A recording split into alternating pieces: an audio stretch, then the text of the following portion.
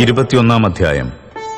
യഹോവയുടെ അരുളപ്പാടെനിക്കുണ്ടായതെന്തെന്നാൽ, മനുഷ്യപുത്ര, നിന്റെ മുഖം യെരൂശലേമിന് നേരെ തിരിച്ച് വിശുദ്ധ മന്ദിരത്തിന് വിരോധമായി പ്രസംഗിച്ച് ഇസ്രായേൽ ദേശത്തിന് വിരോധമായി പ്രവചിച്ച് ഇസ്രായേൽ ദേശത്തോട് പറയേണ്ടത്: യഹോവയായ കർത്താവ് ഇപ്രകാരം അരുളിച്ചെയ്യുന്നു, ഞാൻ നിന്റെ നേരെ പുറപ്പെട്ട് എന്റെ വാൾ ഉറയിൽ നിന്ന് ഊരി നീതിമാനെയും ദുഷ്ടനെയും നിന്നിൽ നിന്ന് ഛേദിച്ചു കളയും. ഞാൻ നീതിമാനെയും ദുഷ്ടനെയും നിന്നിൽ നിന്ന് ഛേദിച്ചു കളവാൻ പോകുന്നതുകൊണ്ട് തെക്കു മുതൽ വടക്കുവരെ സകല ജഡത്തിനും വിരോധമായി എന്റെ വാൾ ഉറയിൽ നിന്ന് പുറപ്പെടും. യഹോവയായ ഞാൻ എന്റെ വാൾ ഉറയിൽ നിന്ന് ഊരിയെന്ന് സകല ജഡവും അറിയും. അത് ഇനി മടങ്ങിപ്പോരുകയില്ല. നീയോ മനുഷ്യപുത്ര, നിന്റെ നടുവൊടികെ നെടുവീർപ്പിടുക. അവർ കാൺകെ കഠിനമായി നെടുവീർപ്പിടുക. എന്തിന് നെടുവീർപ്പിടുന്നു എന്ന് അവർ നിന്നോട് ചോദിച്ചാൽ നീ ഉത്തരം പറയേണ്ടത്: ഒരു വർത്തമാനം നിമിത്തം തന്നെ.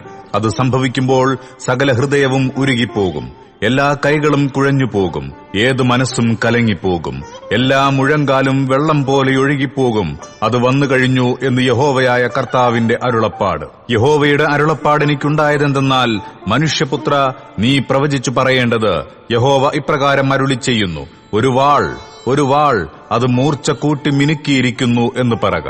കൊല നടത്തുവാൻ അതിന് മൂർച്ച കൂട്ടിയിരിക്കുന്നു, മിന്നുവാൻ തക്കവണ്ണം അതിനെ മിനുക്കിയിരിക്കുന്നു. അല്ലെങ്കിൽ നമുക്ക് സന്തോഷിക്കാമോ? അത് എന്റെ മകന്റെ ചെങ്കോലിനെയും സകല വൃക്ഷത്തെയും നിരസിക്കുന്നു. ഉപയോഗിപ്പാൻ തക്കവണ്ണം അവൻ അത് മിനുക്കുവാൻ കൊടുത്തിരിക്കുന്നു.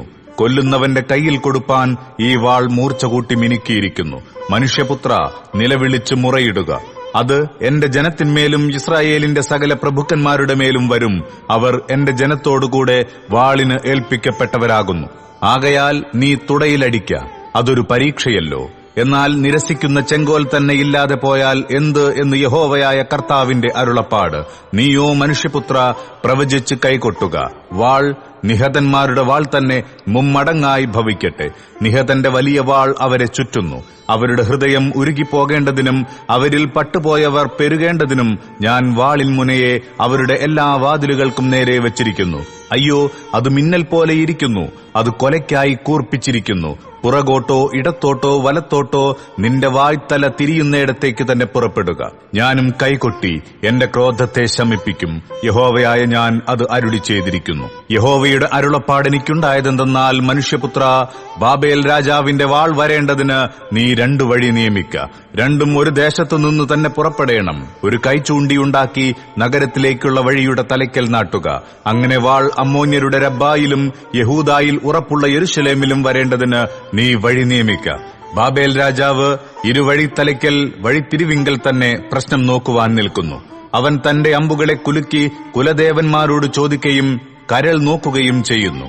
യന്ത്രമുട്ടികളെ വയ്ക്കേണ്ടതിനും വൻകൊലയ്ക്കായി വായ് പിളർന്ന് ആർപ്പ് വിളിക്കേണ്ടതിനും വാതിലുകളുടെ നേരെ യന്ത്രമുട്ടികളെ വയ്ക്കേണ്ടതിനും വാടകോരി കൊത്തളം പണിയേണ്ടതിനും യെരൂശലേമിനെക്കുറിച്ചുള്ള പ്രശ്നം അവന്റെ വലം കൈയിൽ വന്നിരിക്കുന്നു. എന്നാൽ അത് അവർക്ക് വ്യാജലക്ഷണമായി തോന്നുന്നു. അവർ ആണയിടുവിച്ചിരിക്കുന്നുവല്ലോ. എന്നാൽ അവർ പിടിക്കപ്പെടേണ്ടതിന് അവൻ അകൃത്യം ഓർപ്പിക്കുന്നു. അതുകൊണ്ട് യഹോവയായ കർത്താവ് ഇപ്രകാരം അരുളിച്ചെയ്യുന്നു: നിങ്ങളുടെ സകല പ്രവൃത്തികളിലും നിങ്ങളുടെ പാപങ്ങൾ പ്രത്യക്ഷമാകത്തക്കവണ്ണം നിങ്ങളുടെ അതിക്രമങ്ങൾ വെളിപ്പെട്ടു വരുന്നതിനാൽ നിങ്ങൾ നിങ്ങളുടെ അകൃത്യം ഓർപ്പിച്ചിരിക്കുന്നതുകൊണ്ടും നിങ്ങളെയും ഓർത്തിരിക്കുന്നതുകൊണ്ടും നിങ്ങളെ കയ്യാൽ പിടിക്കും. നിഹതനും ദുഷ്ടനുമായി ഇസ്രായേലിന്റെ പ്രഭുവായുള്ളവയെ, അന്ത്യാകൃത്യത്തിന്റെ കാലത്ത് നിന്റെ നാൾ വന്നിരിക്കുന്നു. യഹോവയായ കർത്താവ് ഇപ്രകാരം അരുളിച്ചെയ്യുന്നു: ഞാൻ മകുടം നീക്കി കിരീടം എടുത്തുകളയും. അത് അങ്ങനെ ഇരിക്കയില്ല. ഞാൻ താണതിനെ ഉയർത്തുകയും ഉയർന്നതിനെ താഴ്ത്തുകയും ചെയ്യും.